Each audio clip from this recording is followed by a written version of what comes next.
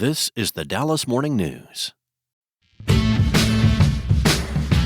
Hello, everybody. Welcome into SportsDay Insider presented by the Dallas Morning News. I am Kevin Sherrington, joined by my pal David Moore. Evan Grant will not be with us this week. I guess this is our first podcast of the new year, isn't it, David? I believe it is. Yeah, we took a bit of a break, a brief respite for 2 weeks. We're always working, even when we're taking time off, David. We're accumulating knowledge. Time off from the podcast, but yes, our institutional knowledge grows by leaps and bounds. Leaps and bounds. Unbelievable. I tell you. Of course, when the starting point is so low as mine is, it's not hard to. No, so my head's so bad. I bought a hat the other day, and the guy told me, you must have a massive brain, because that is one fat head. I took it as a compliment. I wasn't really sure what that meant, but anyway. Yeah, but you can't have a big head and not a big brain, though. I have also seen evidence of that in this world. We tell Bruce Bochy that all the time. He does have a big noggin, doesn't he? Oh my gosh, he's wearing size 8. Golly. I'm a 7 3/8 myself. My problem is my head is malformed. When I got this hat, the guy said, I said, well, no, my problem is I can't wear hats for very long. They cut off the circulation and it hurts my head. And he goes, yeah, you've got kind of a funny shaped head. I said, well, thanks very much. I appreciate that. Well, I guess a malformed head is at least better than a malformed personality. So, well, Noah says I didn't have that. So I'm not sure that probably doesn't apply too. It was a good holidays. I had a good time. I traveled around, did a lot of stuff. I'd say the low point of my holiday experience was I took the lovely wife and we to the Peach Bowl where Texas pulled out that win against Arizona State. Yeah. And we stopped in the hotel bar one night to get a little drink before we went out to eat. And when the guy brought out our drinks, I could tell 10 feet from us, those glasses aren't clean. And then he set mine down in front of me and I picked it up and looked at it. And there was lipstick on it, and not even my color, Which, I just set the drink back down again and just and politely paid and left at that point. So anyway, that was the low point of our experience. But if that's the low point, then that's pretty good, right? You're at least there. Sure. At Texas Capital, we know that the path to greatness isn't for the faint of heart. It's full of chances and opportunities with no promises. We know because we help clients and communities achieve greatness every day. Texas Capital is a full-service financial services firm founded and headquartered in Dallas, Texas. Our customized solutions were built to keep your business moving forward. Please visit texascapital.com to learn more. That's texascapital.com. Texas Capital is the collective brand name for the Texas Capital Bank and its separate non-affiliate banks and wholly owned subsidiaries. For deposit products, member FDIC. All right. Well, let's get into this whole thing now, David, because we've got a whole thing happening here. Of course, as always, we have a circus around the Cowboys, even when they're not playing. And Jerry Jones will probably draw out this thing with his head coach, Mike McCarthy. We know that the Chicago Bears have asked for permission to talk to him. That will not happen until Jerry makes a decision with Mike. So Lord knows how long that might take. How long did it take when Jason Garrett was still reporting to the office before Jerry finally said, that's enough? When Jason was squatting in the office that he had for 9.5 years. But that was a little more unusual because they actually started interviewing other coaches and Jason was still in the building. But the release on that they were moving on from Jason Garrett actually took place on Sunday during the wild card round. So I would anticipate we would get a resolution a little bit quicker on this. That being said, Dallas has exclusive negotiating rights with Mike McCarthy until January the 14th, which is a week from today. So it could extend that long. But I really believe that Chicago putting in a request to speak to Mike McCarthy, and my belief is, there will probably be another team or two do the same. I think that will accelerate this process. And my understanding, what I was told going into, and we're taping this on Tuesday morning, The two men had not met on Monday, but that they had such a mutual respect for each other and enjoy working with each other so much that the club or McCarthy wouldn't respond to any request until Mike McCarthy and Jerry Jones had a chance to sit down and talk. And I anticipate that'll happen in the next 24 to 48 hours. So I don't know. I don't know if we've ever asked you this and tried to gauge it, but what would you say the odds of McCarthy him returning as a head coach? And has that changed over the course of the season in your mind? Well, it's certainly changed from the aftermath of the loss to Detroit at home, where at that point I thought it was a fait accompli that Jerry Jones would move on. I also believe that Mike McCarthy and his coaching staff felt it was probably over at that point and the writing was on the wall.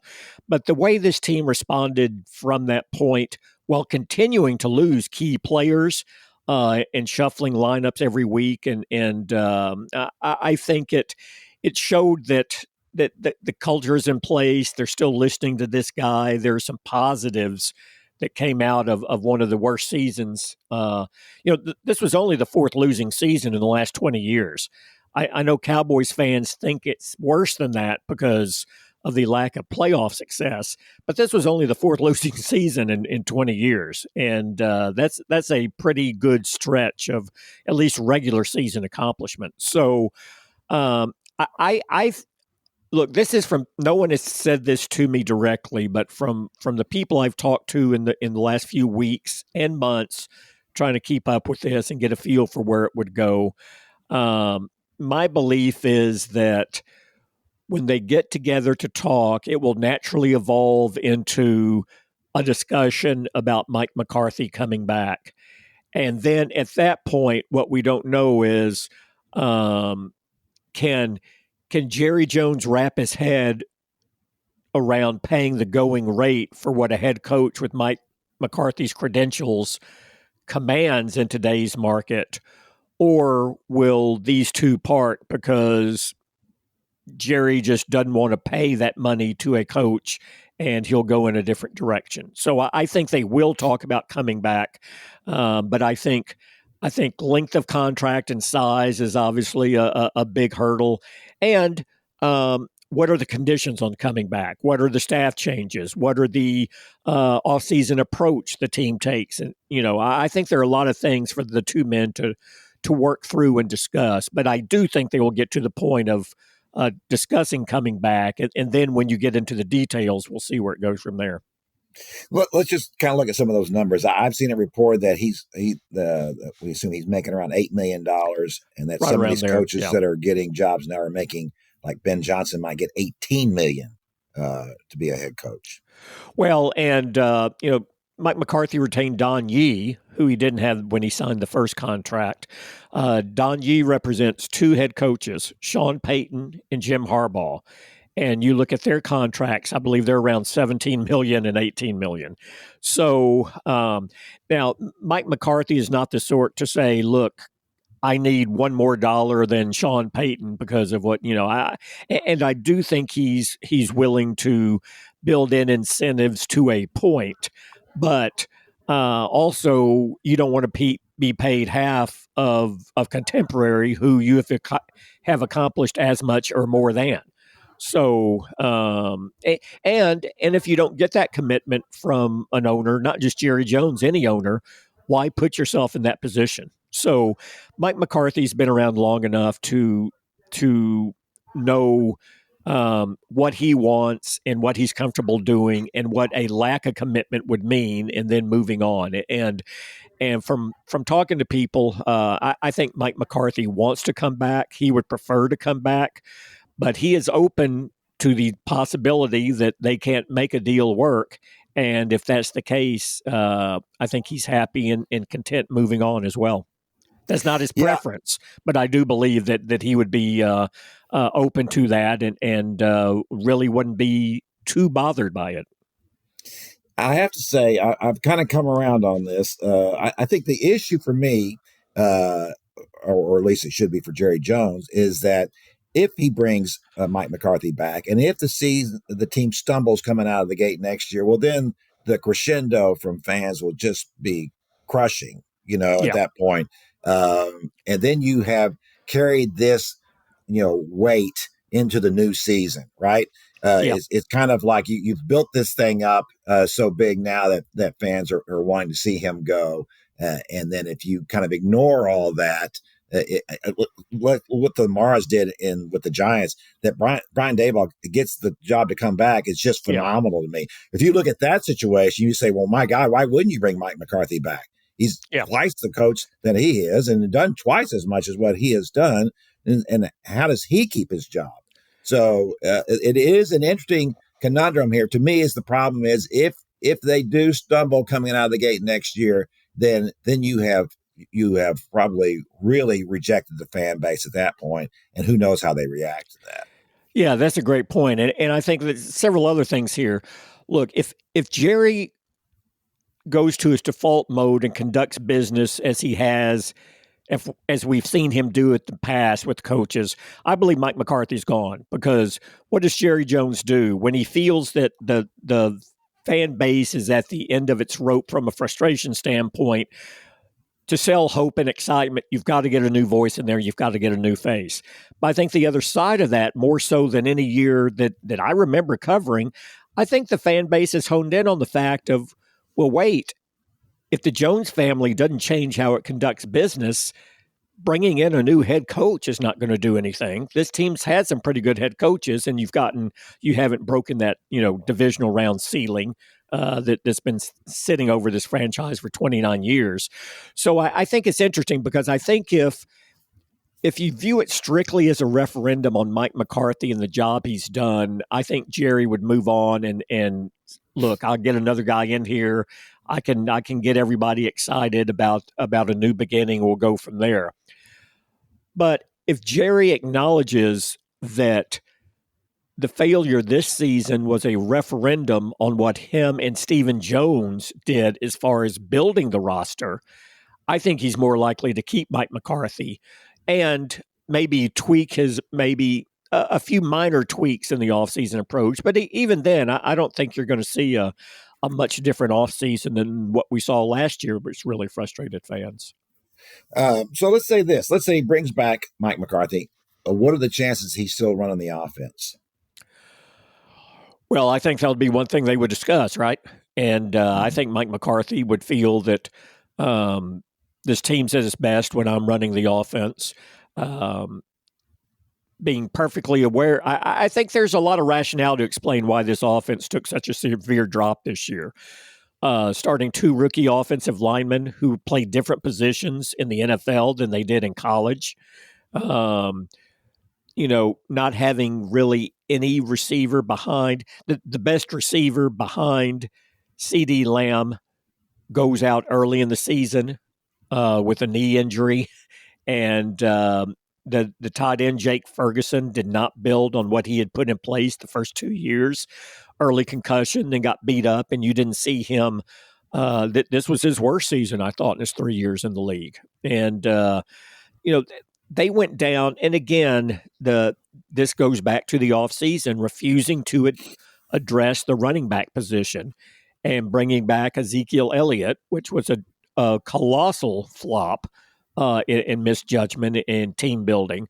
All of that, I think, explains why this offense took such a major drop. But you look at the other 4 years under McCarthy, this offense was in the top of the league, and his principles. I know there's a debate on timing offense versus West Coast offense and how he has the receivers run their routes, and people who are brought up in one discipline obviously like their system better than the other. But I think over the course of his career, Mike McCarthy's teams offensively have always been near the top of the league, unless you have extenuating circumstances like your quarterback going down in week 9 and other key injuries as you had on this team this year. To me, the thing that I would like to see the Cowboys do, because it seemed like that's what the better teams in the league did this year, was to lean more into the running game. Yep. As the course of the season came along, they obviously got better at it. and Rico Dowdle ended up being a 1,000-yard rusher. And I think through the first 6 or 7 games, if you'd have said Rico Dowdle would end up with 1,000 yards rushing, you'd say you're nuts. There's no way that's going to happen. No, I remember. Didn't we have a conversation on this podcast setting the over/under on the leading rusher at like 650? Yeah. Or something like that. Yeah, I mean, he finished very strong. Rushed for over 104 or 5 games in one stretch. I think he was like the 5th or 6th leading rusher in the league since he was really installed as the starter in that Atlanta game back in week 11 or whenever it was, so over the final 9 games. So a pretty good sample size. All of that being said, I don't know that you want to go into next season with Rico Dowdle as your bell cow running back. I think he's an outstanding guy to have in a 1-2 punch, kind of a 1B, if you will. But they still need to address the running back position. But with what Dowdle did and what this young offensive line started to do, kind of coming together late, especially in run blocking, I think gives them some encouragement going forward. Well, speaking of that, David, let's look at that a little bit here because of what the things that you kind of alluded to a little while ago when you talked about plugging in 2 offensive linemen at places they've not played before. Of course, you're talking about Tyler Guyton, who was a right tackle at Oklahoma and drafted to play left tackle for the Cowboys, and Cooper Beebe, who was a guard at Kansas State and is now a center for the Cowboys. Beebe fared better than that in that situation than Guyton did. Guyton didn't even play in the last game except on special teams. He was the new Phil Pozderac. I think how many penalties he ended up with? Something like 14 penalties this year, or 11 to 14 penalties, somewhere in there. A lot of problems in that situation. I think the way I look at this is that they got a little arrogant in their drafting process and in their roster building, and thinking that they had been so good at drafting offensive linemen. They certainly were in the first part of the last decade when they drafted, starting in 2014, or actually starting in 2011 with Tyron Smith in the first round. That was Jason Garrett's first draft. Yeah, starting with him. Yeah. So it's Tyron Smith, the Hall of Famer, and then in 2013, Travis Frederick. He might be a Hall of Famer if not for the injury that knocked him into his career. Zach Martin, 2014, a Hall of Famer. So when you do that kind of thing, you start to feel like you're a little bit bulletproof in drafting offensive linemen. And then they got into this, the later part of the last decade when it didn't work out quite as well with some of the offensive linemen. Drafted Connor Williams in 2018. He ended up playing pretty well for the Dolphins as a center. Has moved around a little bit, but Connor McGovern didn't work out in 2019. Now, he was a 3rd-round draft pick, and that's a little different when you're starting to reach down there at that point. But I think that if we're looking at these, and of course, Tyler Smith was a great pick. He was a 1st-round pick in 2022. He was a Pro Bowler this year. I think that's where Tyler Guyton may have.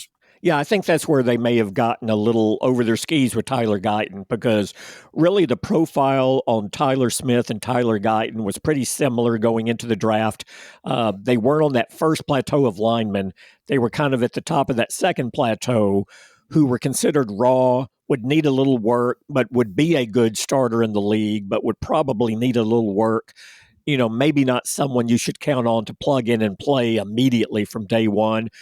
Tyler Smith blew that out of and both had the same thing. They were raw. They had too many penalties in college. Right. Right. Tyler Smith was able to play through that.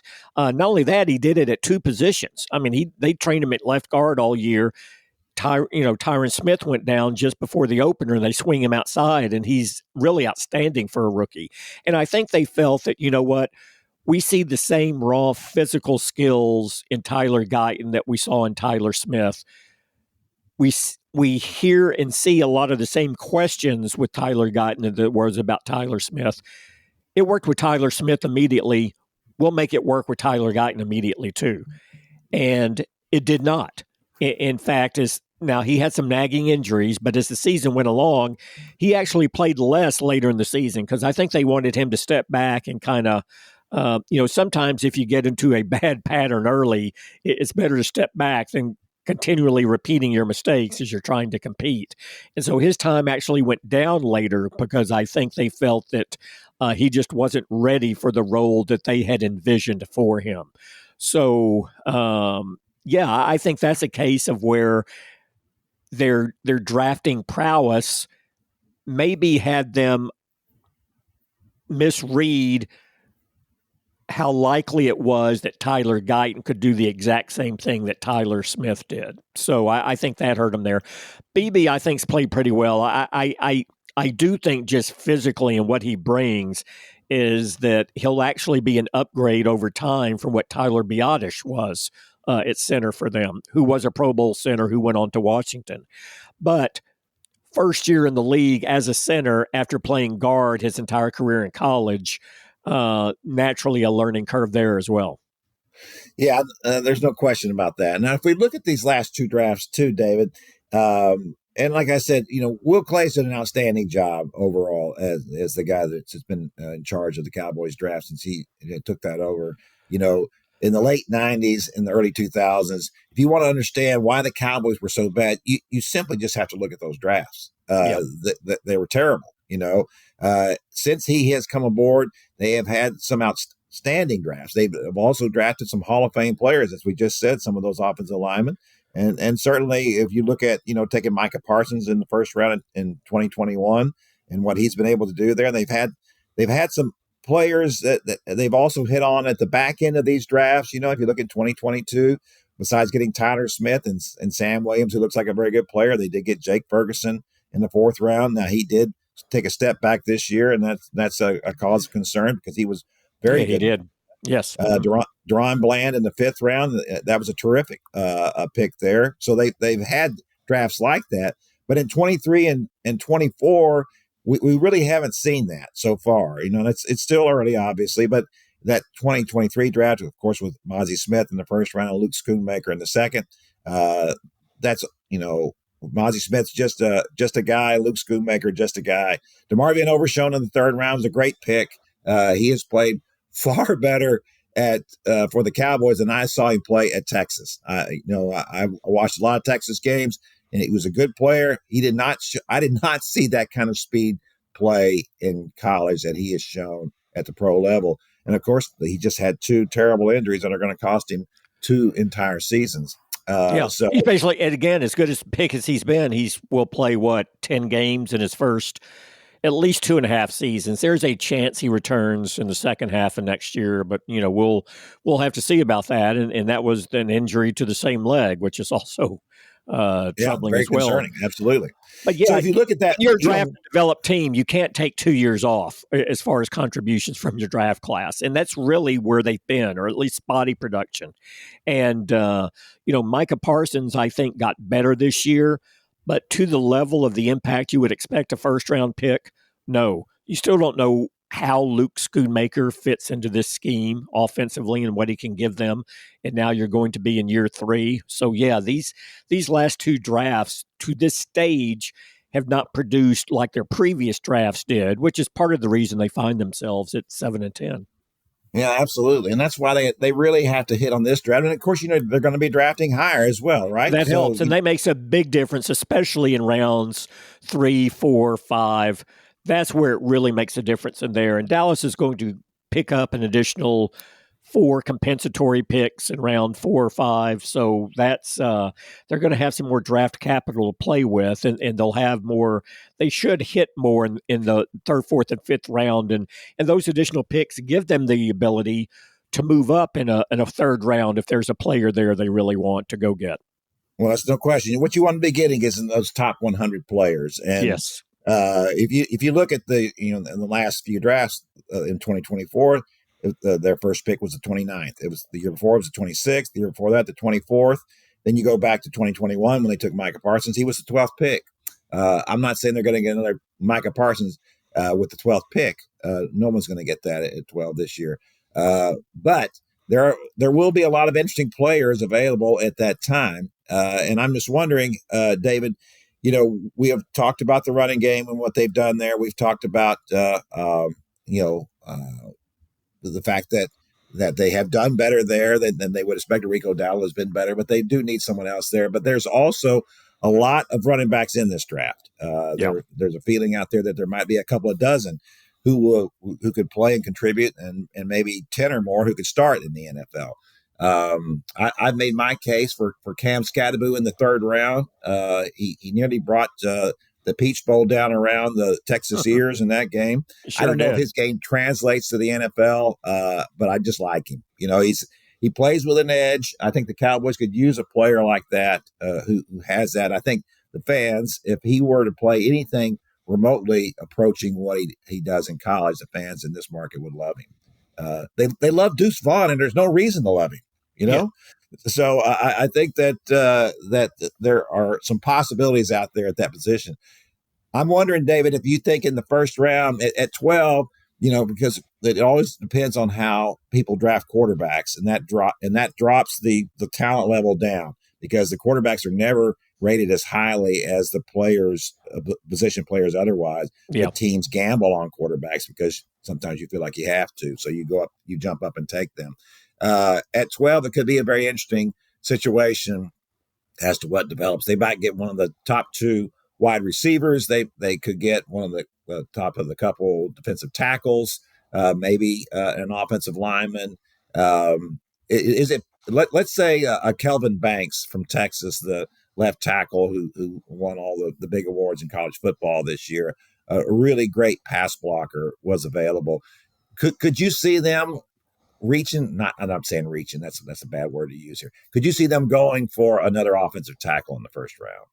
Yeah, I would, because then, one, it depends on what your coaching staff's going to be, right? And Tyler Guyton, you could move him back to right guard. You could, I think they needed. I haven't had a chance to sit through and sift all the options and how it matches up with the strength of the draft board yet. But this team needs a playmaker offensively, which I would say a receiver. It needs another running back, and it needs another offensive lineman on the offensive side of the ball. On the defensive side of the ball, I think it needs a defensive tackle, and it needs a corner. So I think those 5 spots, you look at the best. And very quickly on the running back question, because Genty's the guy you're going to talk about that's worthy of a first-round pick and will be the first to go. And what you said, a very deep running back class, which there has not been a deep running back class in a while. But I was shocked last year when the Cowboys on their second pick in the third round did not use it on a running back, because they knew where they were in the fourth, the run was going to hit before it got to them, and it did. But because they didn't, I don't see any way they cannot take a running back in this draft class, especially with what you've seen on where the league has gone. So, but do you do it in the first round, or do you say, no, it's deep enough there, and Dowdle played well enough that, look, let's use this on one of the other, what you would call a premium position. So I think Dallas would probably lean in that direction rather than running back at the moment. Yeah, I think the one issue with all that is if Jerry Jones thinks that Ashton Genty is going to be the next LaDainian Tomlinson, which that's the usual comp you get with him. That's what they thought with Ezekiel Elliott, right? And Ezekiel Elliott had a tremendous impact his first couple of years in the league. I mean, he really helped transform that team. And that's the other side of the argument. If you get the right running back, you're suddenly not talking. You balance an offense, and what does Dak do best? Play action pass. That's certainly back in there. So you're playing to Dak's strengths by getting him a running back of that level. So you can make a strong argument for it. And those are the conversations that are going to be taking place at the Star in the coming weeks and months. Whoever is in there to discuss those things. Yes, that's the question. Who's going to be talking about it? All right. That's going to do it for our Cowboys segment of the podcast. We'll be talking about the draft and what the Cowboys should do a lot over the next few months. There's always plenty of time to talk about all that, but we just dipped our toe in there a little. At Texas Capital, we know that the path to greatness isn't for the faint of heart. It's full of chances and opportunities with no promises. We know because we help clients and communities achieve greatness every day. Texas Capital is a full-service financial services firm founded and headquartered in Dallas, Texas. Our customized solutions were built to keep your business moving forward. Please visit texascapital.com to learn more. That's texascapital.com. Texas Capital is the collective brand name for the Texas Capital Bank and its separate non-affiliate banks and wholly owned subsidiaries. For deposit products, member FDIC. We're going to talk now about have a little potpourri here in this segment. We're going to talk about the CFP. The Cotton Bowl is Friday night. You're going to see out at Jerry World, Texas and Ohio State. Ohio It's a nice State sheen of ice around the stadium to get there. Yeah, and that's not a good visual. Is there a good memory? Does that No, remind you of a certain Super Bowl which Mike McCarthy won, as a matter of fact? He did, Yeah, yes. that was a little bit of a mess. David, one of the things that kind of came up at the Peach Bowl was a story about how over the course of this season, you had the SEC title game at Mercedes-Benz Stadium, and then you had a quarterfinal game there, and now you're going to have the national championship game there on January the 20th. Now, Jerry World is involved in these things, right? So they're in the semifinals this year. They're in the rotation, but it has not been a place where the NFL has come back to for the Super Bowl. And I think had that situation not happened, with the Cowboys being unprepared for what happened out there and for those conditions at the Super Bowl when it was here, that certainly has had an impact on them getting another one, hasn't it? Sure. And this area only has the infrastructure to prepare to a point for what is a generational weather event, which is what that was. That was a generational weather event. I mean, you still haven't seen a snowfall level to that amount in this area before or after the ice that was associated with everything. But there were other issues there too, right? There were the league was not even going to consider coming back here until all of the lawsuits were resolved over the seating capacity. Right. And that took 5 to 6 years to resolve. So Dallas will get it back. In the meantime, Dallas, I think Jerry Jones is assuaged somewhat by having 9 World Cup events in this stadium. It will host a Super Bowl again, but there have been a lot of other impressive stadiums have come online since then. And I think it will Dallas won't be part of any standing rotation. It will be the occasional, let's go back to Dallas. It hadn't been there in 15, 20 years. That's kind of the position they're in now. Well, I think part of that, the factor for that too, is in the story about Mercedes-Benz Stadium was that they have mass transit out there. Exactly, so it's easy to get there, and you can funnel and get in there. It's not easy to get to AT&T, and again, that was a massive event because you had Fort Worth officials, Arlington officials, Mid-City officials, Dallas officials. Took a lot of coordination to pull that Super Bowl off from a transportation standpoint. You just don't have that in Atlanta. And a lot of other cities. Oh, most cities, most great cities have great mass transit. The Dallas does not.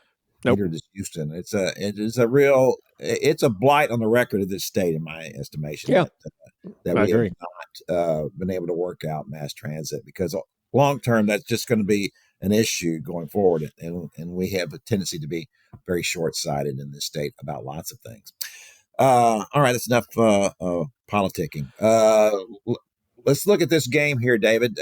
Ohio State, I believe, at the last odds I saw, 5.5 point favorites. I think that's probably good. 5.5. I think that they could cover that if the Buckeyes continue to play like they have in these playoffs. They have really picked up. This was considered probably the most talented team in the nation going into this season. Lost to Oregon, a very close game, but lost, and so that dinged their record, obviously. And then they inexplicably lost to Michigan. And the way they lost to that team, I think people were too down on them and who they were. But you've seen it in Texas OU through the years. There are years where in a rivalry that long standing with that bad blood, you get some just unfathomable results. And that was one for Ohio State, which I think a lot of people dismiss them because how good could they be if they lose to this Michigan team? But it's different in those long-standing rivalry games where a lot of those players are recruited by one school or the other, and there's just a lot of the motivation and the tradition of it just produces results that you normally don't get. but sometimes I think people read too much into it and don't take into account what that rivalry has produced through the years, Well, especially when you look at the fact that Michigan really underachieved this year. Now, they didn't have a Yes. quarterback, but they have 3 first-round draft picks on that defense, 2 in the defensive line. 2 Defense of those, outstanding. Yeah. yeah, they have some 2 of those picks are supposed to be top 10 picks. 2 of those players are supposed to be top 10 picks. So they have a really good defense, and that's the thing that made, to me, Texas win over Michigan in the up there in Ann Arbor. It's so impressive because they went up to, I believe, they scored 24 points in the first half. And at that point, you knew the game was over because Michigan didn't have a quarterback. There's no way they could come back against Texas defense in the second half. But to score 24 points against a team with that kind of with those kind of defensive players and that kind of talent at the Big House was an impressive win. I got that win kind of lost. It helped launch their season. Yeah, it launched as the where season they went are. along. But then Michigan kind of rallied at the end and played a little better, and beat Alabama in the bowl game. So that win looks a little bit better for Texas. I will say this: what has to happen for Texas in this game is that they cannot afford to go out and play like they've played pretty much this whole second half of this season. Yeah. Where they have moments where they play really well, like they started out that game against Arizona State very well. They were up 17-3 at one point, and then they just kind of go on the tank. They have trouble in the red zone when they get down there, and they struggle there. And then they let Arizona State come back. Cam Skattebo was unbelievable in that game. He did just about everything you could want him to do.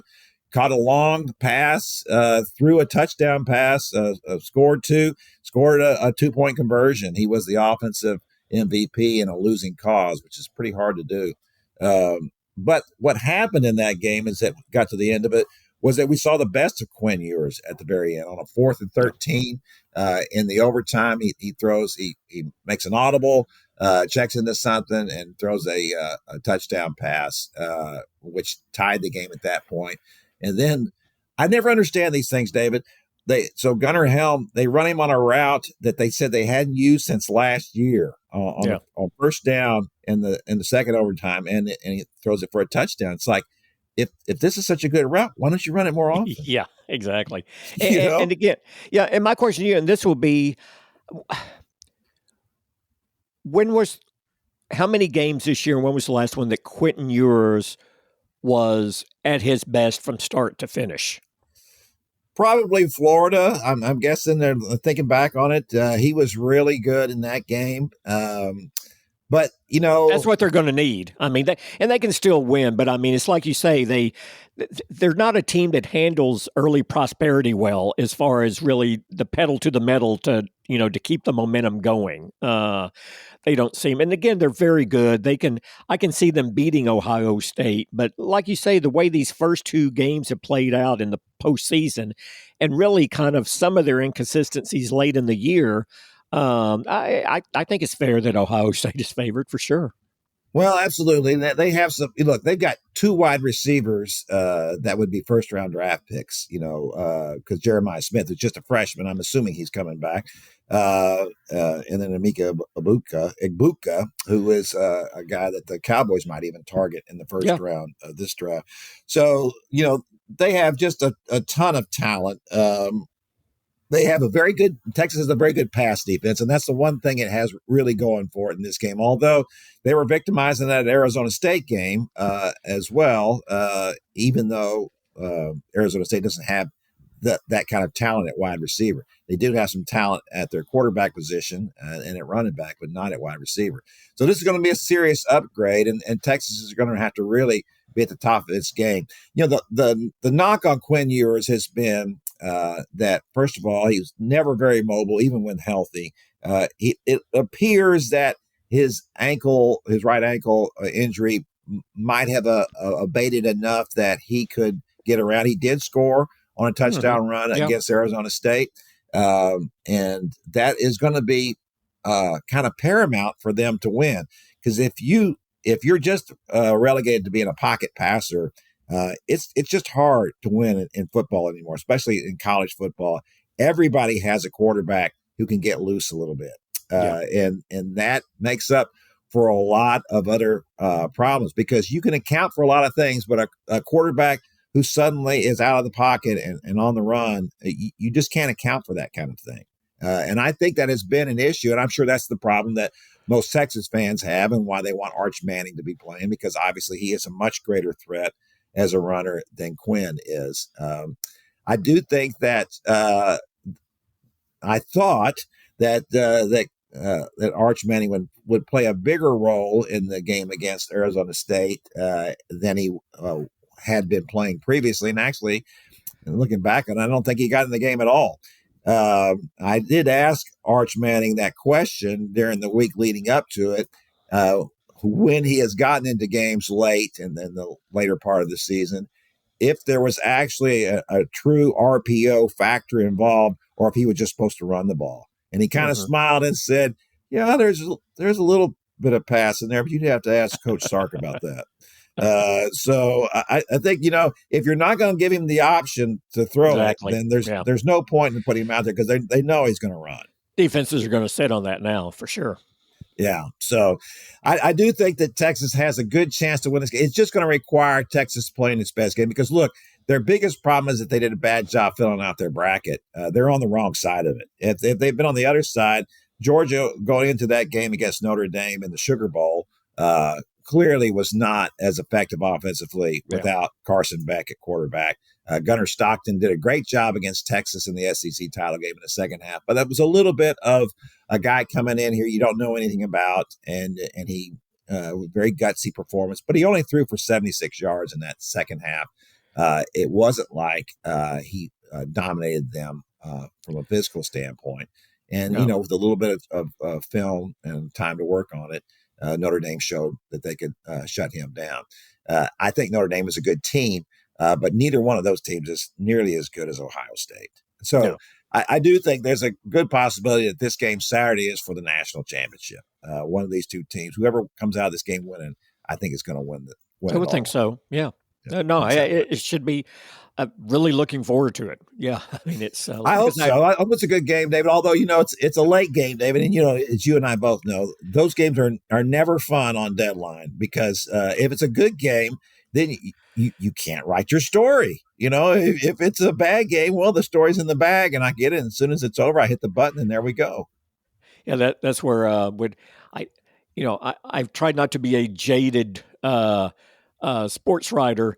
But I understand, because when you're on deadline, sometimes you can't fully appreciate what a wonderfully competitive, wild game it is, because you're tearing up and writing something different with every possession, because it's going back and forth. Yes, that is correct. Sometimes even on an afternoon game, you're doing that. Yeah, for sure. So that was the case certainly in the Peach Bowl. All right, David, let's move along now and talk a little bit about the Mavericks, who are they're kind of like the Cowboys this year. They're just dropping one player after another. First it was Luka Doncic, and now Kyrie Irving was out, and then Daniel Gafford missed the game last night. He's going to miss some more time. It sounds like he has he's going to miss some time. So they'll be down 3 key guys here for a stretch. Yes, and by a stretch, I'm assuming that the Doncic won't be back. He may miss the whole month, and then maybe even Irving could miss the rest of the month. A couple of weeks for Irving at least. So I think you're looking at least the next 4 to 5 games here without 3 of your top 5 guys, or 5, 7 guys, however you want to. In this Irving situation, a bulging disc for a player in his early 30s, not a good thing. That just any back just injury, like, any athlete, yeah. That just feels like something that could just be a continuing problem here for the rest of the season, and who knows, for the rest of his career. Because I don't know that I realized that he'd had back problems before in his career.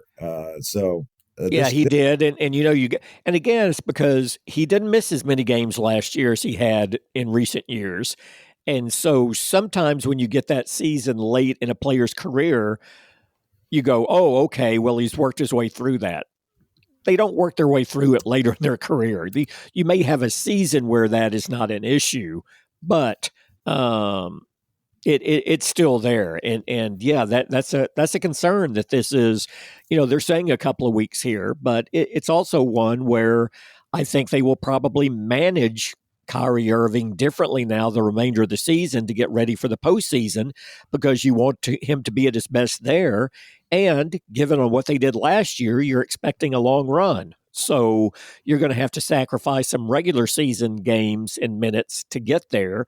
And now suddenly in a very competitive West, you look up and does that mean every series you're in is going to be on the road because of of what you were missing in the regular season to get your seeding? So it's this is a good enough team. It can win on the road. We saw them do it last year. They can do it again.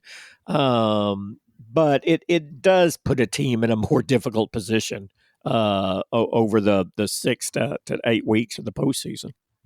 Now, let me ask you this. The Mavericks under Nico Harrison have made big deadline moves the last couple of years, and they've worked out pretty well, obviously. Going into this season, it looked like they wouldn't have to do that kind of thing. They might make a move just to kind of shore up something in the rotation, but certainly nothing that would impact the starting five, and certainly the maybe the first couple of people off the bench. Because of these injuries, could you see them making a move of some kind just to keep themselves afloat? Oh, I would not. I think this season they finally got this team constructed the exact way they want around Luka, and with Kyrie there going forward. I think they feel that they have a good mix where they can get out and run and push the ball when Luka's not in there. When he's on the court, they can adapt to that. They have the size now to rebound. They have the defensive capability to switch more players on the perimeter. They have, when Luka is out, they have 2 to 3 other guys you can initiate the offense through.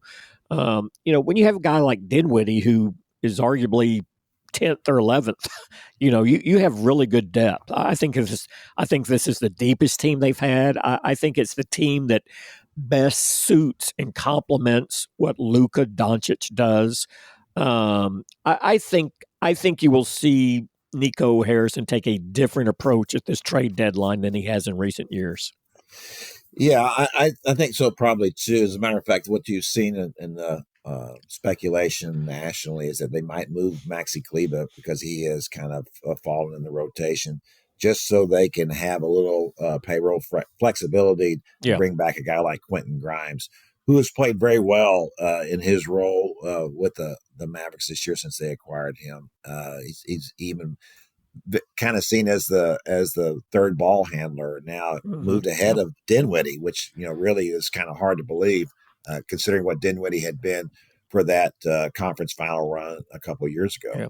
Which helps them all going forward. I mean, the more ways you can initiate the offense and more guys you have that you can, put on ball. I mean, it's just, it's going to help them. I do think this stretch can help them once the postseason gets here, even though it's going to hurt their seeding.